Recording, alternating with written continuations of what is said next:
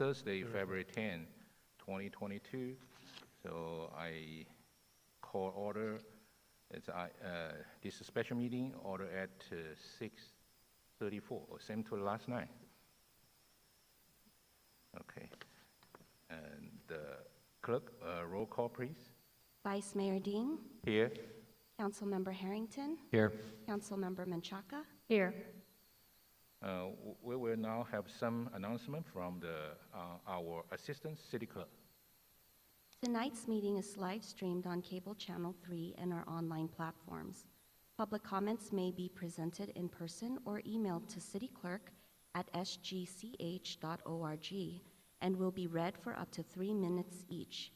Comments received after the end of public comment section will be forwarded to the City Council after the meeting. If you wish to be added to the distribution list to receive City Council agendas, please email your request to cityclerk@sgch.org. First item, please. Public comment. This time is set aside for members of the public to address the City Council on items of interest that are not on the agenda but are within the subject matter jurisdiction of the San Gabriel City Council. Vice Mayor, we do have some public comments tonight. So do we have the audio, have the public comments too? Okay, I see one, right? Okay, so City Clerk can help to assist? Yes. Okay. I will read one public comment tonight, and the public comment is from the San Gabriel Police Officers Association, and it reads as follows. My question is for applicant Chastity Jennings Nunez. The City of San Gabriel has seen an increase of guns, including ghost guns, drugs, and gang activity in the past 2 years, not to mention the increase in businesses and residences that have been burglarized. In January 2022 alone, we had an attempted murder of a juvenile, an attempt murder of an adult, and a murder of an adult. On your application, you stated safety is your #1 important issue facing the City of San Gabriel, and your solution for reducing crime is investing in social services to reduce crime, rehabilitation services to prevent crime, and responsible community policing.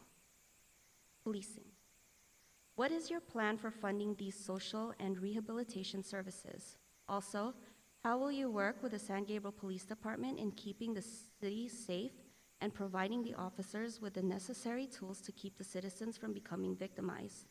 It should be noted that the San Gabriel Police Department is already underfunded, limited in resources, at a minimum staffing on every shift, and yet we continue to provide that knock your socks off service to the community.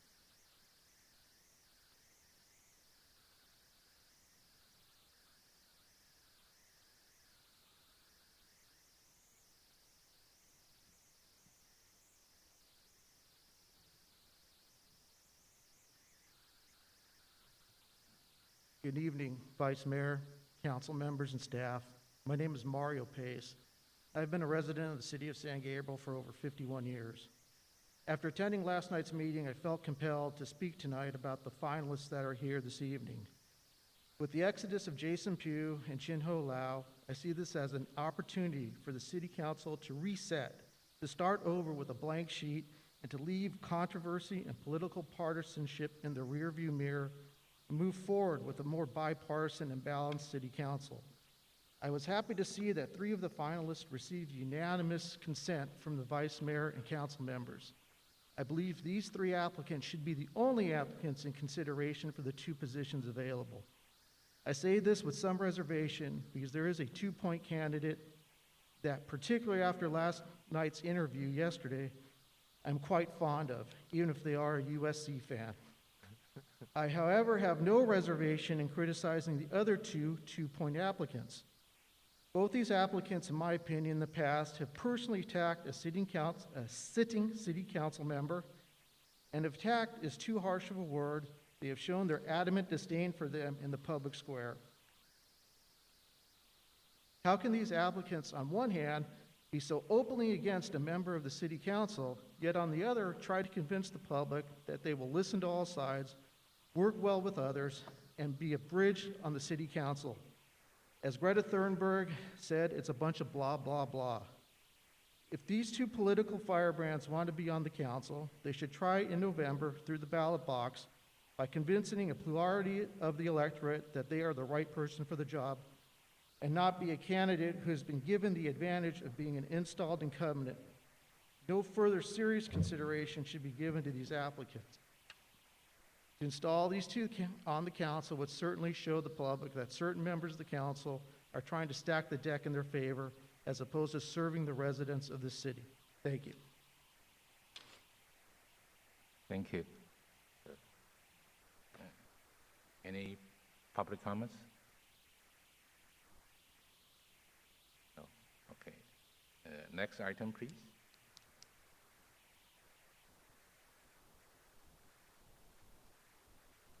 The next item is interviews of applicants for the city council vacancies. Applicants will be interviewed to fill 2 unscheduled vacancies. The candidates appointed to fill the vacant seats will serve as council members until the certification of the next general municipal election to be held on November 6, 2022. City Manager Lazaretto will describe the interview process suggested for tonight's meeting.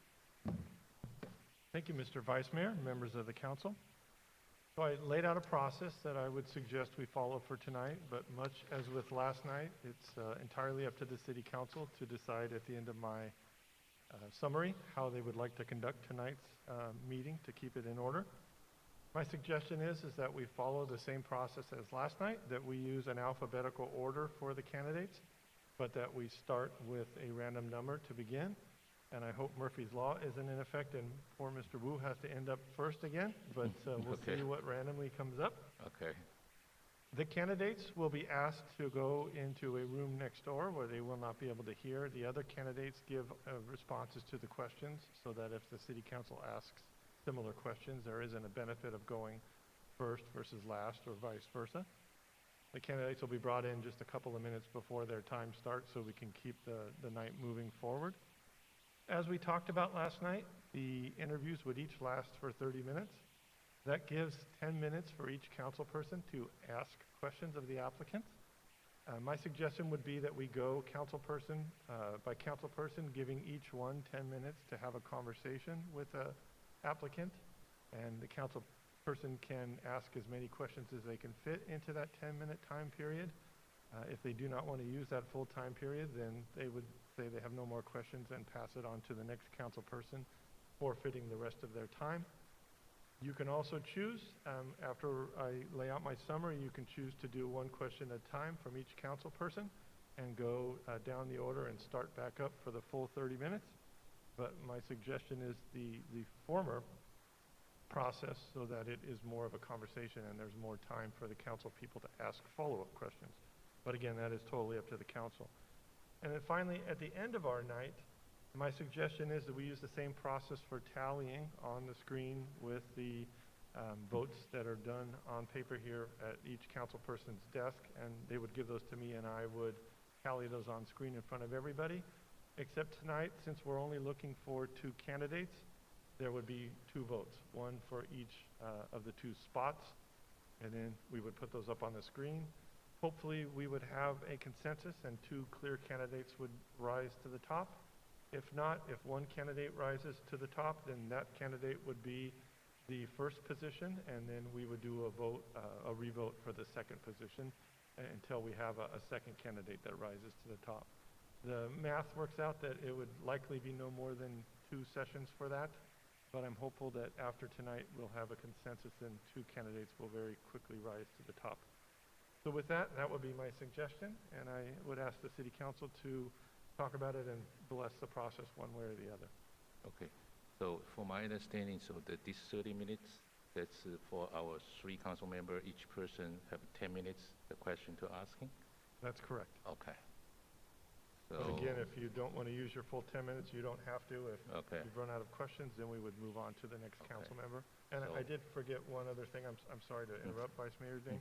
We will change the order at which the council would ask those questions so that one time Vice Mayor Ding would go first, the second time Councilman Harrington, the third time Councilwoman Menchaca, and then we would rotate that way. So again, to try to be as fair and equitable as possible. Okay, yeah, I'm okay, but rest of council member Yeah, is okay? I'm okay with it. So I had one question regarding this, if we get to a second round, if someone received no votes in the first round, would they be eligible for the second round? That will be up to the council, but my suggestion would be no, that if we had people, let's just say we had 2 people with 2 votes, or 3 people with 1 vote, or whatever the math works out to, those would be the only people that we would be voting on. Everybody who was in 3rd place or lower, so to speak, would not be included in that second round. Perfect. Yeah, that's, I just wanted to make sure, like, so for example, if we had a 3-2-2, then I would prefer to just drop everyone off that wasn't in the first or second tier.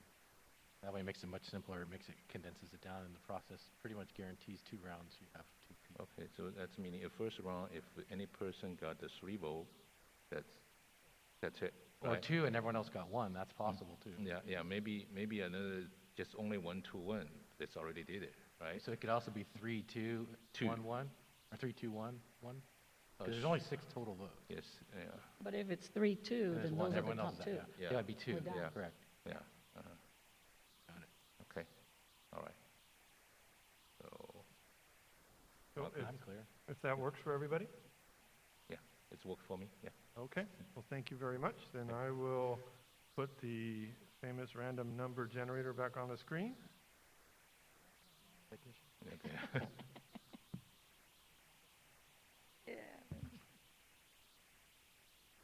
And again, we have 1 to 6, and so I'll hit the generate, and we will get a number. Okay, Here we go. Here's number 2. So number 2 would be Dr. Jennings Nunez. We will start there, work our way through 6, and then end with Richard Shea. okay. All right, if we can have just a minute for the candidates to go next door. And Dr. Jennings Nunez, if you can make your way up, please.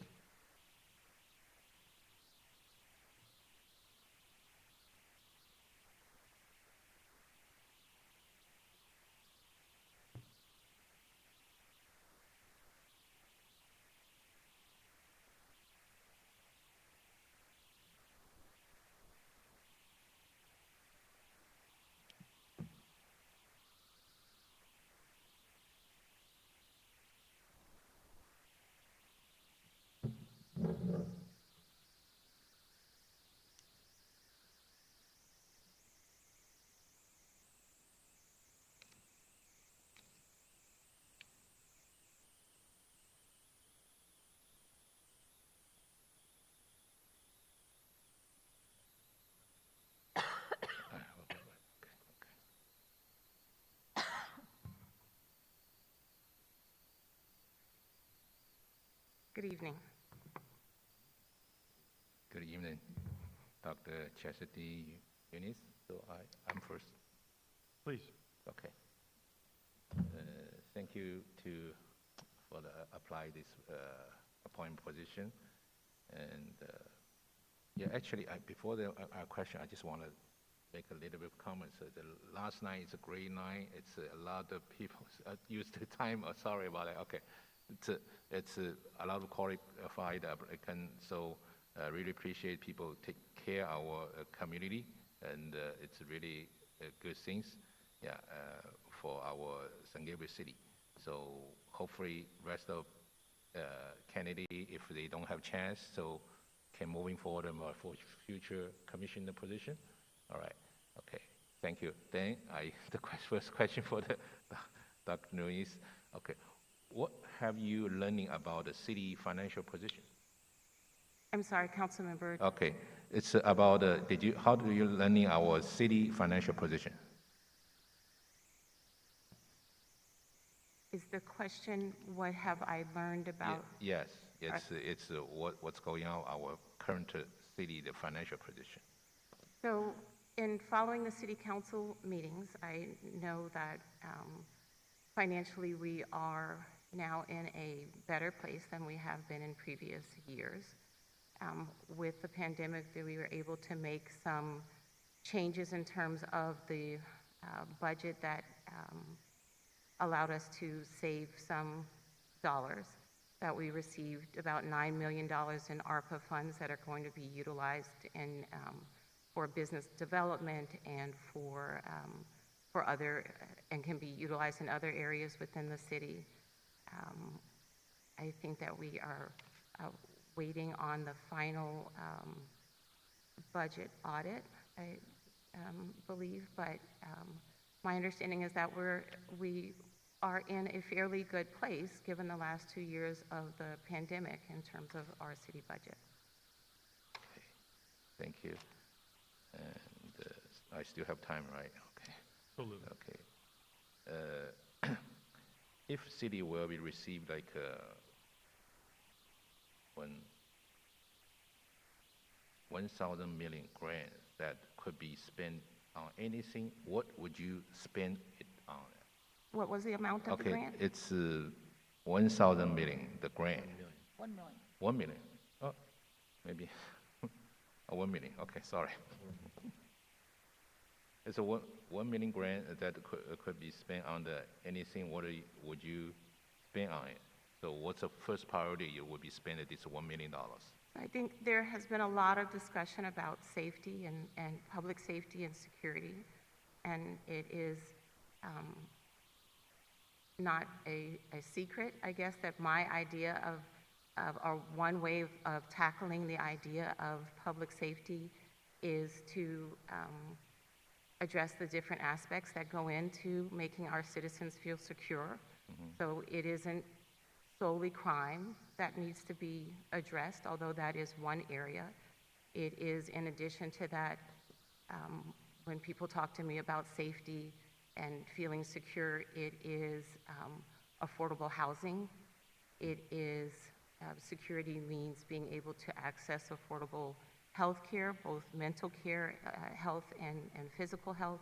It means having a stable financial, a stable income coming in. So in terms of what I would do with that $1 million, I think I would use it in terms of the social services that I've asked for many times. The police department has asked for another social worker to be part of their MET team. They have said how successful their MET team is and what a difference it makes to have that specially trained officer and that social worker, so I would use some of that to fund that. I would use it to begin to address the issue of affordable housing. We supposedly only have 11 homeless individuals here in our city. I think we could use some of those funds to try to access mental health services for them here in our city, to access housing and just more security for them. So $1 million sounds like a lot, but actually would probably go pretty quickly with 1 or 2 salaries. Thank you. So, okay.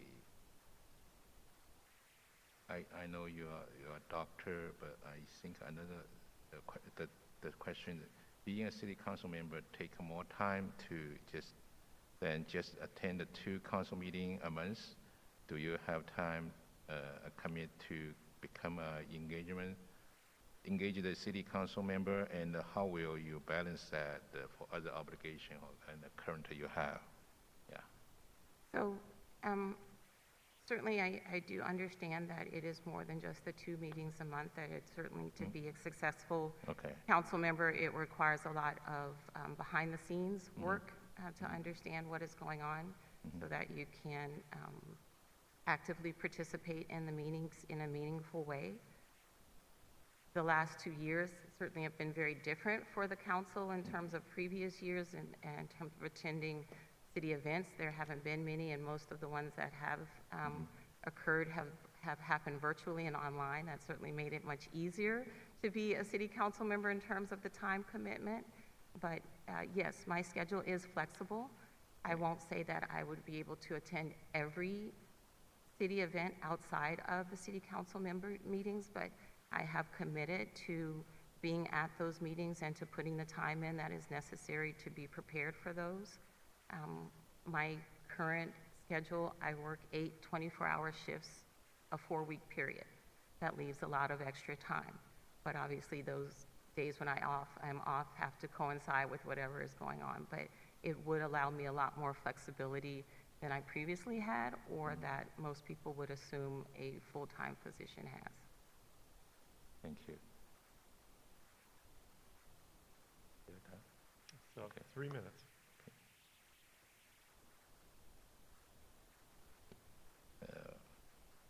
What do you think are the most important issue facing the city? I'm sorry, Councilmember Ding, I can't hear. What's you think about the right now most important for our San Gabriel City issue?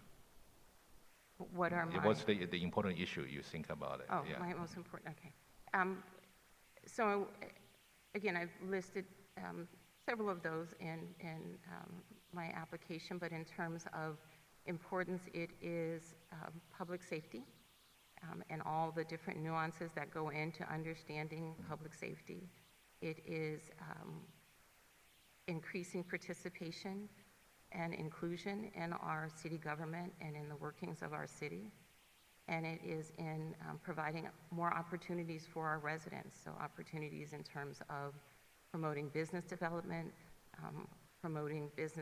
hopefully from within, in terms of our residents being allowed opportunities to open businesses where they live, you know, in the city that they reside in terms of opportunities for quality education, so working with our public school system to make sure that they are have the resources that they need to provide a quality education to all of our students. It is resources in terms of job opportunities here in our city. So really my priorities are what I would say are most people's priorities: security within their life, a decent chance at opportunities, and, you know, an equitable chance at opportunities, and Thank you. You have time? Okay. The other question is, I just want to disclose, I don't take any position for this question, but just even you like this question, if you people don't really want to think I want to running for the November election, but I still want, hopefully can hear about it. So if you get appointed, did you still continue to run the November election? Or if you didn't get appointed, so continue to do the election? Yeah. Yes, I think both ways I am prepared to be a part of the November election. And in terms of if I wasn't appointed running for the election, it depends slightly on the candidates who are running. If I really felt that I had something significant to offer that wasn't currently on the ballot with those candidates, then I would definitely run. If I felt like the candidates that were on the ballot represented my interests and my priorities, then I might say, why put one more person on the ballot? But if they didn't, then I'm definitely prepared to run. If I was appointed and felt like I was making a difference, then yes, I would want to stay in this position and would definitely run at that point as well. Thank you. Actually, next question, but you're already on the commission, so it's fine. I also encourage if they don't have a chance to get a choose, I encourage their coming to become our city the commissioner. The more community involved, that's my passion, my encouragement too. Yeah. Okay. Thank you. Thank you. Yeah. Thank you, Vice Mayor Ding. Councilman Harrington, you're up. Thank you. Chastity, thank you for applying. I appreciate it. I like it when people step up and volunteer for public service. It's not an easy thing to do, so thank you. Following up on Vice Mayor Ding's question, if let's just say you were running in November, what do you think your campaign slogan would be and maybe your platform? How are you going to convince voters to vote for you? I don't have a slogan kind of off the top of my head, but it would be something that involved inclusion. You know, San Gabriel is the city for you. Well, how about just instead of like a slogan, like say you're knocking on someone's door, kind of what's your 30-second pitch? Like, why should I vote for you? Something like that. Like, you're knocking on a voter's door, why should they vote for you? Because you're going to have to talk to people if you want to get votes. I would say I've been a resident here for 17 years. I have been very active in the city government. I recognize the importance of participation in city government, even if that participation is just coming out to vote. I need you to do that because that's the way for your voice to be heard. I'm a person who will encourage you to stay involved, who will provide you with opportunities to stay involved, who will listen to your concerns. We may not always agree on the way to solve those, but I'm willing to listen. And if you're willing to give me a chance, I think we can come to a path towards making your life better. Thank you. Earlier, you stated that you want to help businesses in San Gabriel, kind of just I think that's always a big idea and issue for every council and every council member. Do you have any ideas how to do that? Not just, I want to help businesses, I want to retain businesses. What, do you have any ideas like how you would accomplish that, or as a council I'm member? sorry, Councilman Harrington, you said help do, Cultivate businesses, I'm sorry, it's hard, these either get really loud or very quiet. That's okay, that's okay. If I get into it, so I'll state it again so that it's easier to hear. You stated earlier that you would like to help businesses like establish, and how, it's easy to say that, but how? Like, do you have any ideas how to do it? Like, what would you do for businesses? Are you talking like tax breaks? Are you talking incentives? I mean, what kind of ideas would you have? So I won't pretend that I am an expert in terms of business development and the finances and tax incentives, although certainly I have access to those in terms of the city staff. That is part of their job, to bring me those options and recommendations on what they would do. I would say I would market to our strengths in San Gabriel. You know, we have a very young, active population here that appreciates having a good time. They're looking for entertainment. We just opened Blossom Market and it is thriving. We need more like that. We have always been a destination city, certainly for Asian tourists, and we would continue to market to that in terms of finding businesses that would appeal to that group. We have the Mission Playhouse, we have the Mission. We need to play up those strengths. There are other cities who certainly highlight their mission and the history of their city. Recently with the HERE Commission, we worked very closely with both Native American, both tribal chiefs, and learned an incredible amount about the history of San Gabriel and how they would love to be a part of sharing that with the broader community and with Los Angeles in general. And I think that we could certainly work with them to do something that attracts people to this area. And then once we get people here, we just need to keep them here with, restaurants, with shops, with other businesses. But I think we would play to our strengths and hopefully be able to attract business in that way. Thank you. So I'm sure you heard earlier the public comment from the POA. And the budget is a zero-sum game, and right now we're actually down some officers. And even with that, we're having troubles basically making, attracting and retaining officers. So with their question, if we don't get that $1 million grant that Tony was talking about, how would you, when it comes to a zero-sum game, how would you try to both keep officers and do some of the other approaches you've discussed? I mean, at one point you are trading one for another. You can't always get everything, so.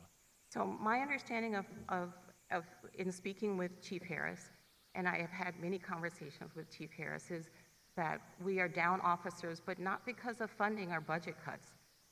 It has nothing to do with that. We haven't cut any positions in terms of the city. Those officers have left for other reasons. They've left either because they've left because they've chosen to leave, either for other opportunities, but it has not been a budget issue. I do understand that we can't, as you said, just print money. It is a zero-sum game, and it is about the priorities of the community. So again, when we talk about public safety and security, it is not as easy as coming up with one fix as if we can just have more officers, things would be better.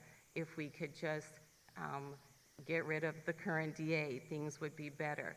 It is a complex problem and requires a complex solution. And I really appreciate what Richard Shea said yesterday in terms of that it isn't just one problem that we can point to that if we can solve, it would improve. So in terms of that zero-sum game, you know, I recognize that the police are part of public safety and that they need to be supported. But my frustration is with continuing to do the same things over and over again and expecting a different outcome. You know, we all know that phrase that Einstein says that is insanity. If we have continued to do the same things over and over again and we're not getting the outcome that we desire, it's time to look at something else. So yes, we need to fund our police officers, but we also need to look at funding other programs that they have also agreed will make their life easier. Police officers don't want to be social workers. Police officers don't want to be mental health providers. Police officers don't want to do many of the things that we ask them to do. And they, I think, are willing to invest in getting professionals and experts to do those things to make their jobs easier. So we have to look at our I guess, the end game, and we have to look at taking those limited resources and maybe using them in a different way that we haven't thought about using before, but that are going to get us to the outcome that we want to get to. So, you know, I appreciate that I have rattled enough chains, I guess, that the POA is a Police Officer Association, POA, knows my name. That says that I'm doing a good job because somebody is out there talking about doing something differently or that someone wants to do something different. I have never attacked our police. I have a very good relationship, I think, with Chief Harris. We're able to talk. We have different views on things, but I think he respects me and I respect him. And like I said, the fact that my name is even coming up in their conversations means that I have been very involved in this city. And I am proud of that.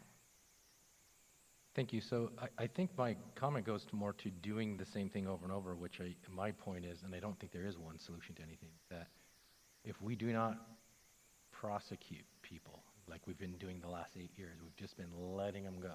We literally don't, now we've gotten to a point where we don't even prosecute misdemeanors. And crime starts at the lowest level and works its way up. It doesn't, most people's first crime is not a felony. It starts with a lot of misdemeanors. And if we just keep arresting them, not charging them, you cannot divert someone that doesn't get charged, because you can't get them into a drug program, you can't get them into mental health, because without those charges, there is no way to force someone to do it. So someone that's going to commit a crime in the first place probably needs some intervention. So I think 3 or 4 of the solutions you're talking about require enforcement in order to get them to the position where they don't have a decision. You did this crime, so do you want to do community service? Do you need mental health? Do you need... But without that, they'll just keep, it is doing the same thing over and over, which is catch and release, catch and release, catch and release. That intervention needs to be some charges at least so that there's a mandatory diversion, there's a mandatory, so that's kind of where I'm saying there is some room for agreement there, but if we're going to go about that, how do you think that the mental health will help if you're not going to charge people? So I would argue that we don't so when I've spoken to the police officers, they know who has the mental health problems in their community. They know the homeless individuals in their community. They don't need to interact with them in an arrest situation to know who needs them. So my thing is, if we already know where the problems lie, then the bigger problem is that we don't have any resources for these police officers to direct these people to. I'm sorry, Doctor, your time is up. Thank you. You're welcome. Councilwoman Menchaca? Thank you. Chastity, I know you're a longtime resident, and so I kind of have 2 questions in one. Why are you applying now for this position? Is there a particular policy or issue that you're focused on? So I will say honestly, 4 years ago, and I think you've asked me in the past, would you ever be on city council? And it was an emphatic no. I would never consider city council. I also said I would never live in California, but here I am. So, never say never. I think right now it's a combination of two things. As I've said before, the last 2 years, I found myself very involved in local government. I really kind of made a pledge to do something different, to try to make a change. And I've worked in other ways before, but it was a combination of changing jobs and now having a lot more time. As I mentioned last night, the pandemic, the social justice movements, all those things have kind of culminated in me just really wanting to get more involved. And I am on the HERE Commission. I feel like I can do great work there. And in that sense, it takes a little bit of pressure off of this interview because I know I can go back to that commission and still do good work. But when I say where can I make the most impact, it would be as a city council person. And when there was only one opening, I was happy to remain on the HERE Commission and do my good work there. But really, when a second opening came up, I saw that as just an opportunity that I couldn't pass up to broaden my scope. And so I don't think there's one particular issue that all of a sudden I want to be on the city council to champion. It is the same issues that I have been trying to champion for the last 2 years. It is greater inclusion, greater, to celebrate the diversity in our city. It is to try to get our city to look at different ways of addressing the concerns of the residents. It's in, trying to put forth my ideas in terms of how to promote development in our city or to understand why we haven't been as successful as other cities. So it's really to gain access to more than I can as just a resident, and then use that access and my own skills to make a difference. So, no, I won't say that there's one particular issue where I said, ooh, there's a city council spot open. Now it's my chance to kind of jump in there and make a change. For the police association, I'm not looking for this position to go after the police department. That is just not a good use of my energy. But am I in this position to try to address public safety in a way that I think hasn't necessarily been addressed? Yes, definitely.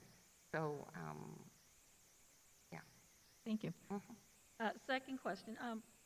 San Gabriel is a very multi-ethnic and multi-generation city of residents, but we have over 70% are Asian, API, Asian American. And the API hate incidents have taken place here in our city, as recent as the 2020 election where there was racial slurs against Asian candidates. There was allegations in writing about election fraud after the election was certified by LA County.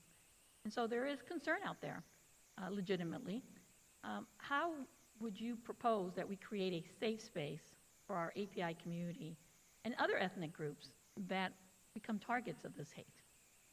So I participated in many of those Stop Asian Hate rallies and listened to the concerns that were brought forth. And I think that certainly we have had progress in making that safe space just by making it acceptable for people to speak out. I think all those groups have been, their goal is to get people to report crimes, to feel safe reporting, to make it easier to report, to empower our citizens to speak up. And so I think creating that safe space is, the way to create that safe space is to get them involved. The more involved those people are, the more empowered they feel, the more they feel like they're going to be listened to, that their concerns are going to be validated and acted on. That will create the safe space. And certainly the younger API community, I think, is really ready. They've mobilized already, and they are bringing along their older generations with them. But I think it's all about empowering and getting people to realize that they have a stake in their community. And so it is their responsibility, really, to speak up and to create that safe space for themselves. Thank you.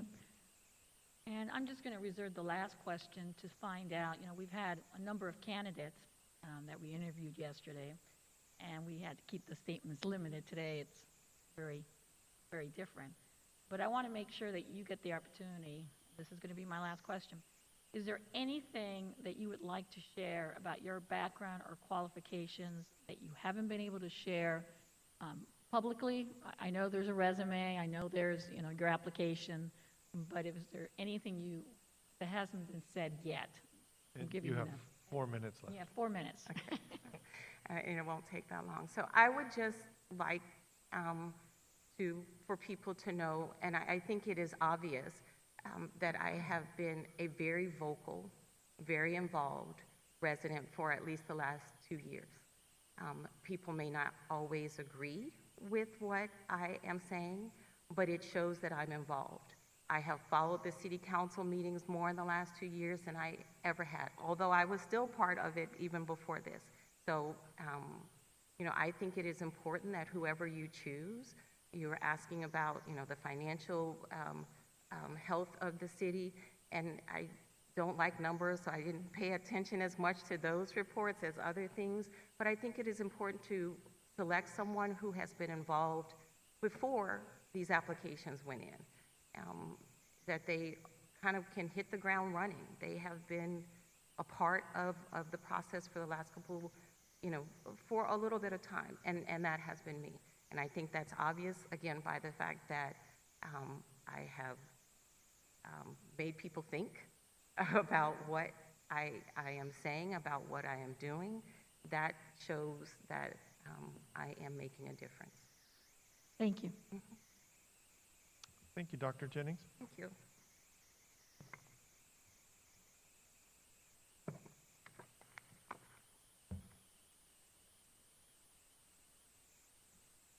Our next applicant is Sean McMorris.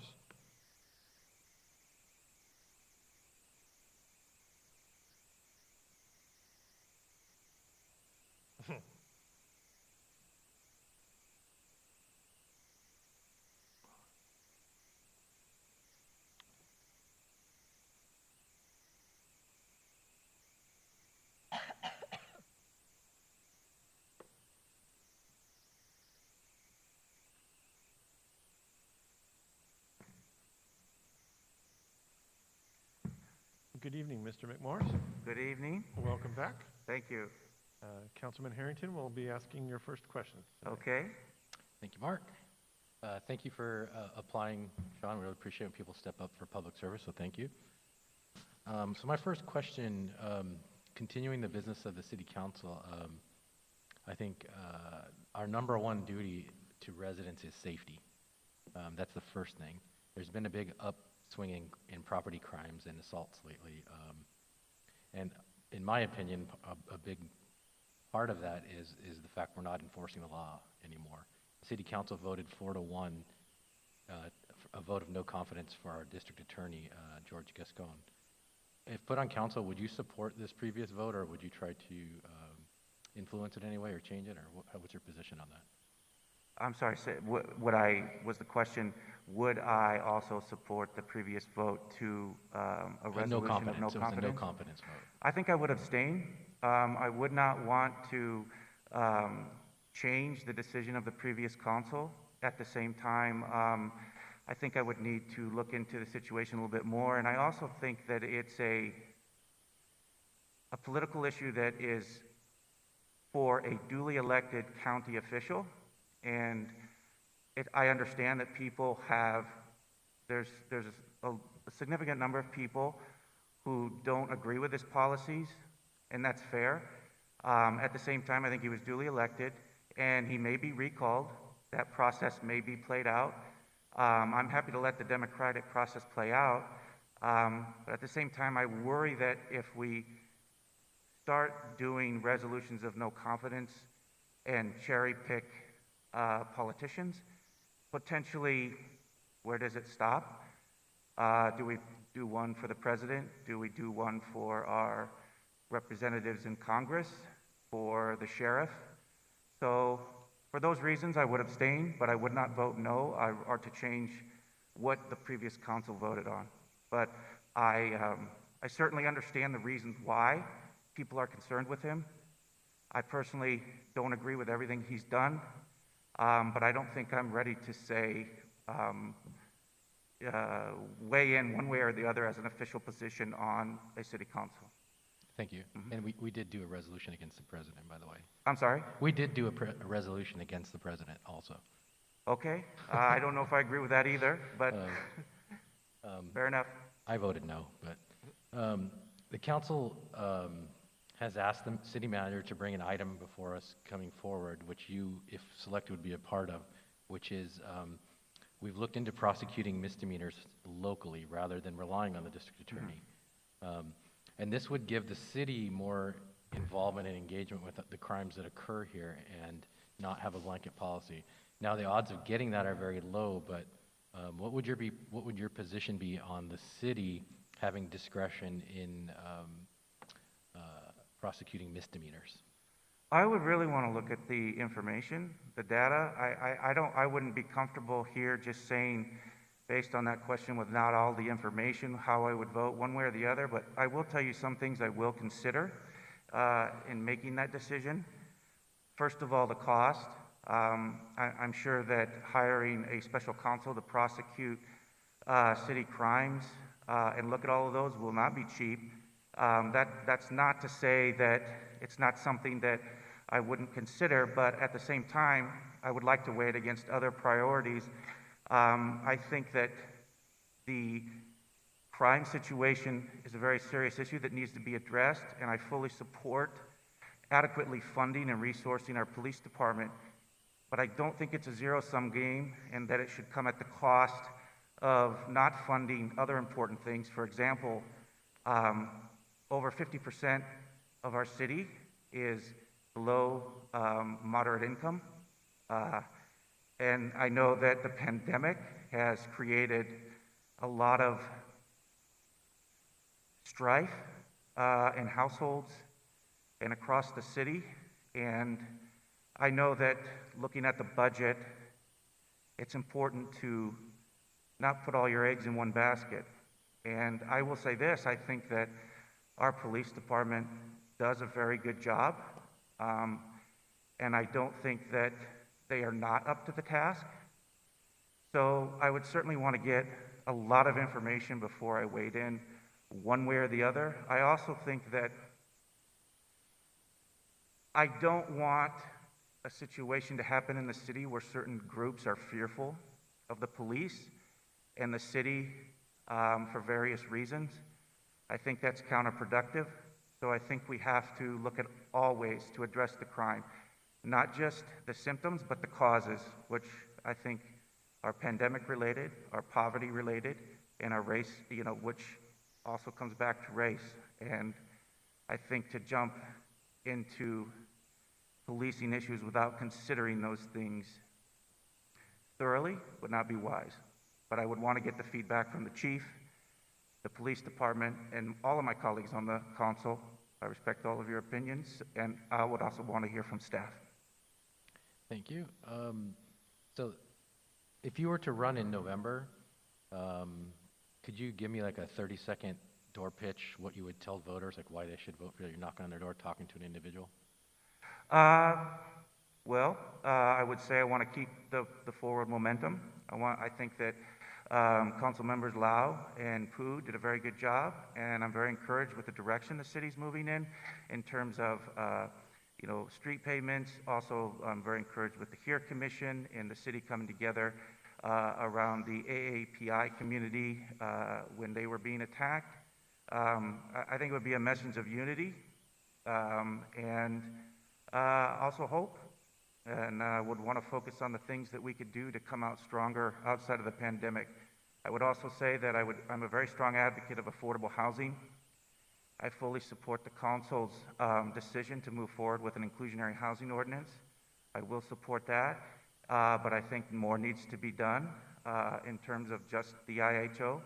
So as a renter, I kind of have lived experience with things that renters can experience. I've also been of low income, so I just want to make sure that everyone has a voice, regardless of race, political views, gender, whatever their situation. I just want them to know that they have an ear with me.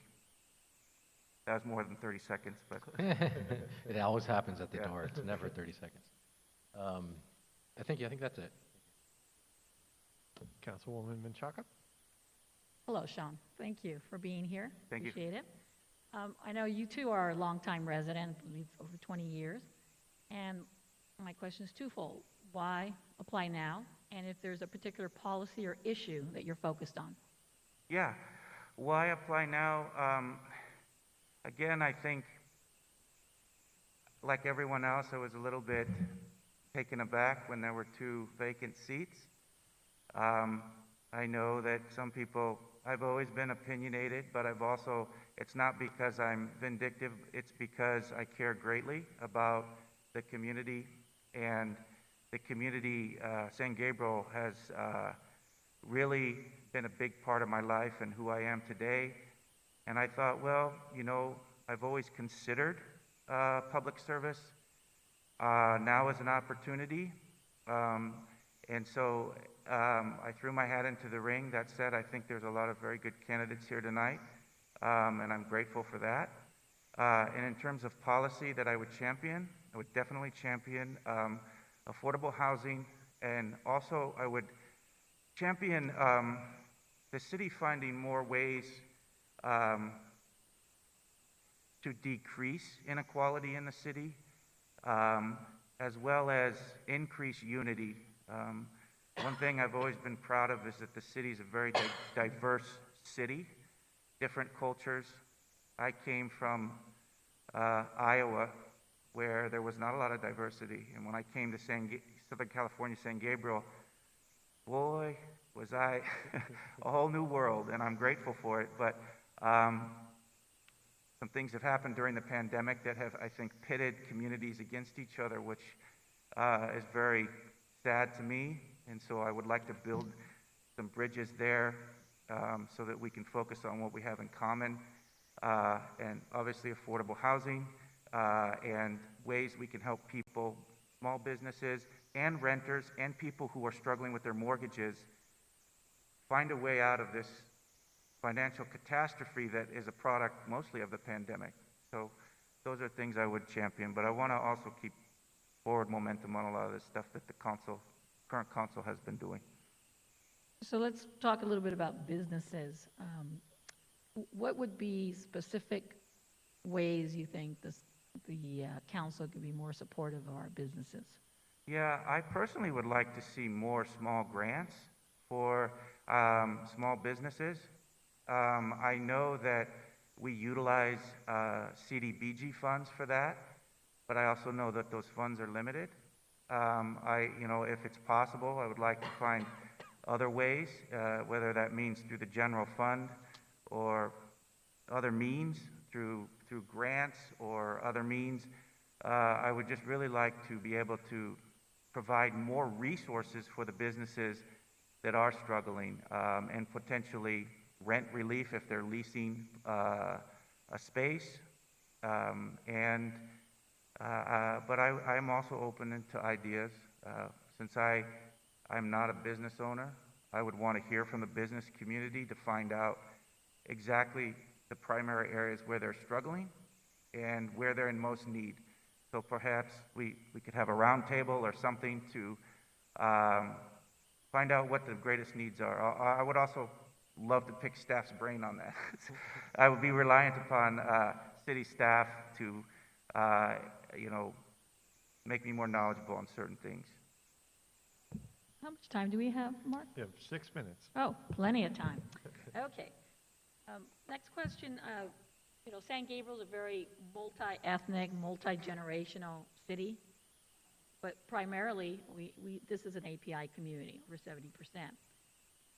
You understand, and I understand, there's been quite a few API hate incidents taking place just as recent as 2020 during the election, where there were racial slurs being hurled at candidates and unfounded election fraud allegations in writing.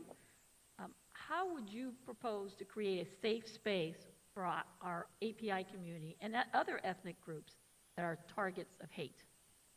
Yeah, well, I think, it starts with city leadership, and I think the city's done some good things in terms of cultural events, but I do think it needs to go further, because when a particular community or culture is being attacked, we have to do more to reach out to them and find out what it is they need and what's going to make them feel safe. You know, I wish I could say I could wave a magic wand and I had answers to how we could make, an entire community feel safer. But one thing that I would do on the council is make sure that the AAPI community knew that I was there for them and that I would want to know if they were uncomfortable, why they felt uncomfortable, and I would want to talk to that community to find out what they think would make them safe. And I also want them to feel welcome. I know that in terms of safety, we have a great police department, but some of it's just going outside and feeling welcome, feeling accepted, feeling part of the community. Quite frankly, the AAPI community is the majority of the city. I feel like every day I'm learning. All of my neighbors belong to the AAPI community. As much as I've learned, I can always learn more. So I think just listening before I act to determine what would be best, I would just really want to listen to them and find out where they feel most vulnerable, and what they would like us to do to make them feel less vulnerable, but also just more welcome. Thank you.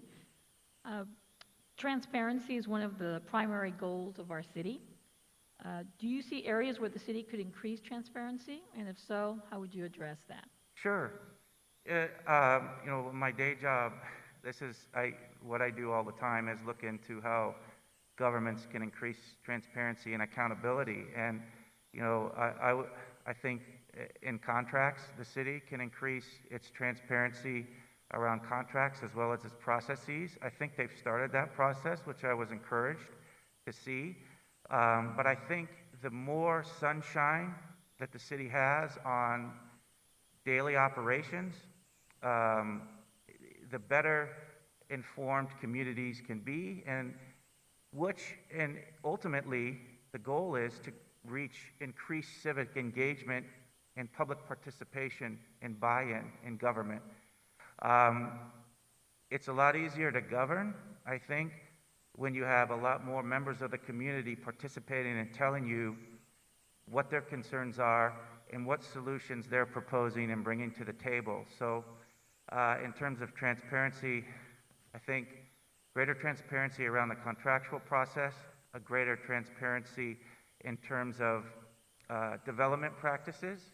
Some of that stuff is very opaque, and unless you go and sit in on a planning commission meeting, it's hard to understand why maybe sometimes certain developments are approved or certain home improvements are approved and others are not, and how the commission and the council come down on a particular development may leave a bad taste in people's mouths. So I think more understanding and transparency around that would be much better. But in general, yes, if I was on the council, I would be asking a lot of questions to staff and the council about how we could make everything more transparent, but also ultimately increase civic engagement as well. Thank you. That's all I have. Thank you, Councilwoman. Vice Mayor Ding. John, thank you for the applicant to this job, this position.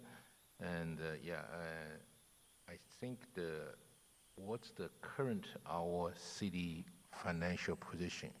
How do you help to balance our budget? Yeah, no, I've watched a couple of the city's long council meetings where they're discussing the budget, And some of it I understand and some of it I don't. But what I do know is that the city over the last decade has been in a fairly dire fiscal situation. But I also know that they have made a lot of progress and headway. And I was encouraged at the last meeting where you discussed the budget that I think it was revolved around refinancing a particular loan, that within a year, the city's credit rating and financial outlook would be so much improved that refinancing that loan would not be nearly as expensive for the city. So that was encouraging, and I think that, but I will say this, in terms of budget, that is an area where I would probably spend a lot of time with staff, picking their brain and asking a lot of questions, as well as all of you on the council, to determine what you think are priorities, as well as ways to improve the situation. I know some of it too, and this is all cities as well. Everyone has a pension issue, and it's not just us, but you know, those folks are rightly deserve their pensions. So that's always comes up. I know that. I would like to learn more about that, but that would definitely be an area I would be eager to learn more about. But I do have ideas, and I will become an active and engaged listener and learner on that particular topic. Thank you. And its next question also relate to the budget, because the current appointed is like from maybe next month until November. Usually, I think we have the budget discussed on the June, right? Yes. Okay. So, how do you, because it's a very short time, how do you you have any way to like quickly pick up the understanding the budget and like a policy work? So, you have any quickly the knowledge to get understanding?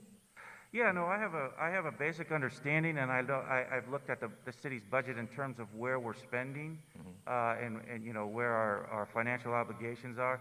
What I would want to get up to speed on, and I would do this fairly quickly if on the council, is to sit down with staff, set some time aside to go through you know, the budget, especially the areas that I was unfamiliar with, and find out more about where we're heading. And what the financial, you know, the outlook is, and where, you know, I'm assuming once the pandemic subsides and tourism begins again, I know that we rely on a lot of tax revenue from Valley Boulevard with the hotels and the dining. So, I mean, that in and of itself, I'm hoping will be potentially a windfall with some of those new hotels coming. Essentially opening soon. So I'm not sure. Did that answer your question? If not, I can try and... Okay. Thank you, Sean. Yeah. Another question. You have 5 minutes? 6 Okay. minutes. 6 minutes, okay. After you got, if you have chance got selected, how do you working for the colleague if we have maybe you have council member different opinion, different philosophy idea? How do you can work together for the important item for our current city issue? Yeah, no, consensus building is very important to getting things done. And, you know, I think it's, you know, no one can say they're going to be on the same page with everyone all of the time. What I can say, though, is that I do respect the process. That, you know, this is the democratic process, is debate, and sometimes that means we have disagreement, and how we hash out those disagreements is how we govern. So, you know, reasonable people can disagree on certain things without being disagreeable, and that would be the approach I take. And where, you know, I think I said yesterday, where there's common ground, I'm going to seek it, and I will try to build consensus in the areas where I just can't find agreement after robust discussion. I'll be completely honest about why I was not able to agree with a particular council person on that issue. And we move forward from there. And again, as things evolve, I certainly won't come on the council with the belief that I know everything and all of my views are right. I have an open mind, I have opinions, but democracy is about finding consensus, and it's about talking with people, even people you disagree with, and working through that. So that's the approach I would take. Even when I'm in disagreement with some people, it won't be disrespectful, but I will be honest. Thank you, Sean. Uh-huh. Yeah, that's it, my question. Thank you, Mr. McMorris. All done? Or, All done? oh, okay, I thought you had a question for me, Mark. All right. Well, no, thank you to the public, and thank you for the council. I appreciate the opportunity. Thank you. Thank you.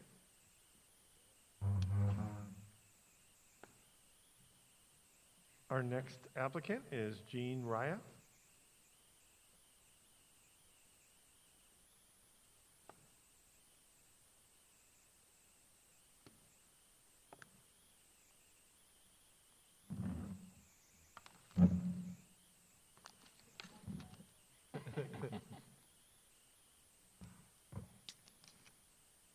Good evening, Mrs. Raya. Good evening, everybody. Oh, Nice to welcome see back. you all again. Thank you. And Councilwoman Menchaca will be asking your first question. Great. Well, thank you, Jean, for being here and for applying. I know you are a longtime resident. Your family has been here, 4 or 5 generations here in San Gabriel. So for that reason, I'm asking specifically, why apply now? And if there is a particular policy or issue that you're focused on. Okay, first as to why now. I know you're all aware that I was on the redistricting commission for 10 years, which prohibited me from seeking elected office for a period of time. Before that, I think it was a matter of being maybe more involved in my business and not certain that I could make that kind of a commitment, but found myself, I think, being of more service to the community in other ways. One of the real concerns that I've had for a long time, and to some extent I think it comes out of the experience I had on the redistricting commission, is being able to, for the public to truly have full access to the operations of government. And in a small place like our city, I think there should be a lot more participation by residents. When the highest vote getter in a council election, I think, doesn't even reach 3,000 votes, that's just a tragedy. That should not be happening. So for me, the opportunity perhaps to work on getting people more engaged in their government, encouraging people to register to vote, and then actually getting out to vote instead of waiting till afterwards and filing a litany of complaints, to actually have a voice while policy is being made. Okay, well, that leads into my next question. San Gabriel's a multi-ethnic, multi-generational city with residents of various backgrounds, obviously, but the majority is API, and there definitely has been API incidents, most recent taking place with the 2020 election, where there was racial slurs being hurled at candidates. There was unfounded election fraud allegations, documentation to that effect. And I know your father actually ran at one point for city council and experienced something similar in those days. And so how would you create a safe space for our API community and other ethnic groups that are targets of hate? The only way that we, I think, can treat each other with respect across whatever differences we might perceive or actually experience is by getting to know each other. And that's one of the things that I would hope by engaging different groups of people and getting to know, that different groups of people getting to know each other. We tend to, I think we really live truly in silos, either the area of the city we live in or the organizations that we belong to. I think it's unfortunate, and I think you're still president of Kiwanis, you know how challenging it is to get people involved. Some forms of involvement are perhaps not familiar to every cultural group. And there may be a question of whether there's language access. So we've kind of, I think a lot of our organizations are struggling just to keep going because membership, new membership, young membership, leadership is so hard to come by. And lastly, hopefully I have some time. You have 6 minutes. Oh, yeah. I'm misjudging here. It was 6 I can minutes give you a last time, longer too. answer. Yeah, I felt it was longer than that. You are a small business owner. You've been a small business owner for decades now. You come from a very unique perspective. What would be your suggestions specifically to help our small businesses in the community, since they too are very diverse, not just in services, but their ethnic background and just a very diverse economy we have here in San Gabriel? What suggestions do you have? Well, I'm in a business that doesn't require traffic every day. It's a little bit different in the work that I do in insurance. But when I go into retail places or can't go into them anymore because they're either not there or reduced hours because for whatever variety of reasons, I find that really distressing because it just alters so much the look of the community. I think a lot of what we need more of is not what Shop Local Day or Shop Small Business Day or anything, but a constant promotion of our small businesses. I don't see enough of that. I don't see enough of it. Now, we're talking about a very unique time that we're in, obviously, with the pandemic. So things that may have been going on before have been restricted by these circumstances.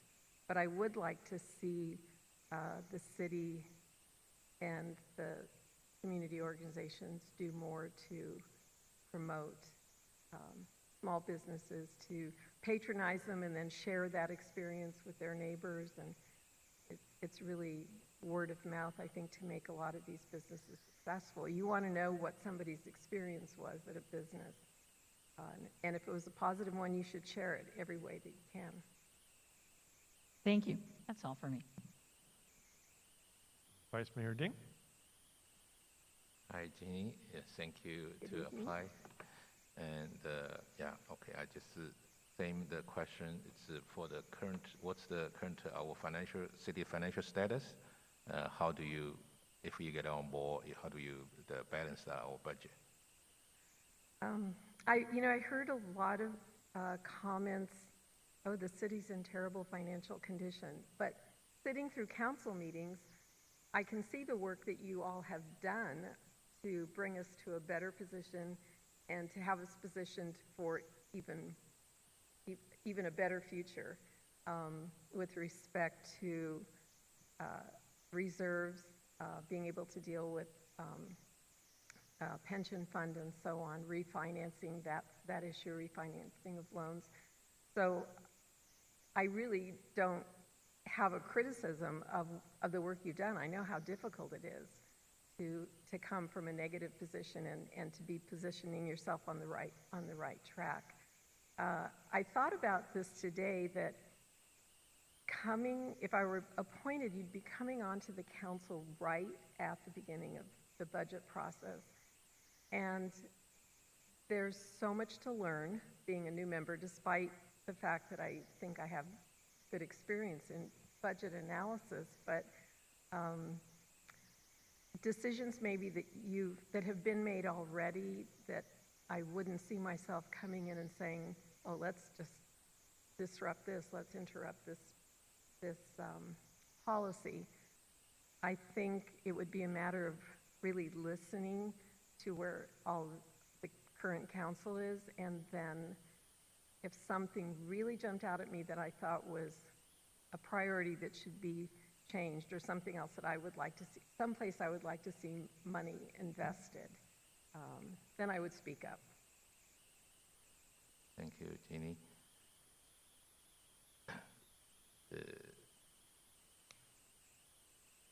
If I could, based on if we get some additional like $1 million the grant, so I'm sorry, if we got us $1 million the grant, so what's the first issue you think about? We maybe spend money for the whatever you think about for the city. I think so much about the Smith Park pool. I know that the city has applied for grant funds, but being a frequent user in the lap swim, I'd love to see that facility fixed. I don't think $1 million would cover it, but I think the recreational facilities we have, what we have is really very good, but certain elements of it need improvement, clearly. And I think that's it's just an opportunity, a place to bring more people together. On the realistic side now, I think because we've talked so much about public safety, if we had an opportunity to put money into more mental health services, after school programs, anything that would keep putting kids on the right track, helping people who have mental health issues, that would be something I think is very important. Thank you, Jeannie. The transparency is our primary goal for our city. Do you see any area for the city need still more transparency? Or if you think about it, how do you address that? You mean, do I think there's any criticism of a lack of transparency in the city? Is that what you're asking? So do you think we should need to increase more transparency, or it's more some area issue you think, yeah? I did comment, now, I don't know, nobody knows, I guess, at this point, how long our Zoom life is going to go on. But I did comment in my application, I believe, that listening to people is just not an effective way to engage residents. I don't know how many people are watching online. I honestly thought more people would come just because it's an opportunity to come out in public and be part of the community. So I think it's not that I know nobody's trying to hide anything, but I do believe there are some weaknesses in the access to proceedings, and that would be something I think that should be and could be. You're broadcasting this with video, so I'm not sure why the council meetings are not also video. Thank you, Jeannie. And still time? Right. 4 minutes. 4 minutes. The question is, if you got I didn't pick any position. If you got appointed, did you still go into the November election, or didn't get appointed? Did you going for it? Right now, if I'm appointed, I'm committed to coming in and doing 8 months of good service to the city. At that point, I think I would have been able to assess whether the people, the voters, whether I have an opportunity to seek election.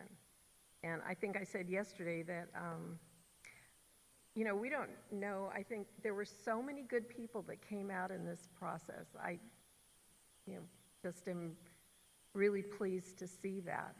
And I'm pretty sure that a number of those people, whether if they're appointed or not, are going to be interested in running. That's great too. The more interest we generate, maybe that, is going to feed into my desire to have more engagement by residents, get more people registered to vote and out to the polls and participating in the election. So, my intention is to serve for as long as I can be a valuable service to the city. November is definitely on my mind, yes, to run. Thank you, Jeannie. Yeah, that's my bit. Thank you. Councilman Harrington? Thank you, Mark. Thanks, Jean, for running or trying to get this nomination. I really appreciate people that step up for service, so thank you. Following up on Councilmember or Vice Mayor Ding, I'd like to say if you were running and you're at someone's door, like a 30-second pitch, what do you say to them? Like, why should we vote for you?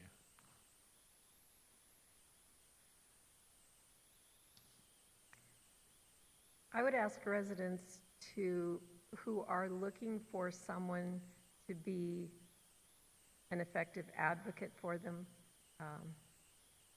I'm here to listen to the people. I'm here to take that message back to council and debate, try to get policy that serves all the people. I mean, I know I did redistricting, so I know you cannot please everybody, but I would just tell people how important I think it is that they participate in the election, whether they voted for me or voted for someone else. The important thing is to get out and vote, participate, have your voice heard, send your public comments to council. Maybe someday come back to council chambers and be heard. That's probably more than 30 seconds. Nobody timed me, right? So I'll say that you never get 30 seconds at the door. Yeah, you I either know. you either get 3 seconds or 5 minutes. I know. I've walked for a number of people, so yes, I know what the experience is like. But you got to be prepared for that 30-second, Yeah. concise. Yeah, thank you. So I think going back to the budget, I think I know it's a short time, but if you could accomplish one thing in these 8 months, like if you could budget an item, and it's not necessarily at the expense of something else, what would be your priorities? Wow, good question. I keep going back to this, but I would hope I would like to find some money in the budget to do educational, it's sort of like Civics 101 or something for the public in a series of community meetings, much like the meetings that you do, but that would be, sponsored actually by the city. They would be something that the city funds and sets up. Yeah. Thank you. I agree with that. We actually used to have those. Oh, really? Okay. Okay, so second.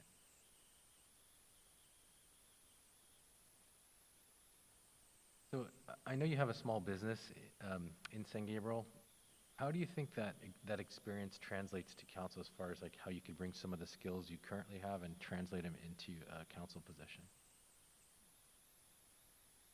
Well, running a small business, it's a 24/7 thing, and I think if you're on council 24/7, you're on in the city. If you're out and about, people are going to want to talk to you. You should be out and about, getting to know more and more of the city and as many people as you can. Sometimes it's stressful. Sometimes you have to do things that aren't pleasant, but they're necessary for the success of your business. Decisions you have to make about personnel, decisions you have to make about, where you are, relationships with clients. Sometimes you lose business, and so you have to recover. That's, like losing funding, and now you have to fill a hole somewhere. So I think there's just a lot of experience that comes out of that day-to-day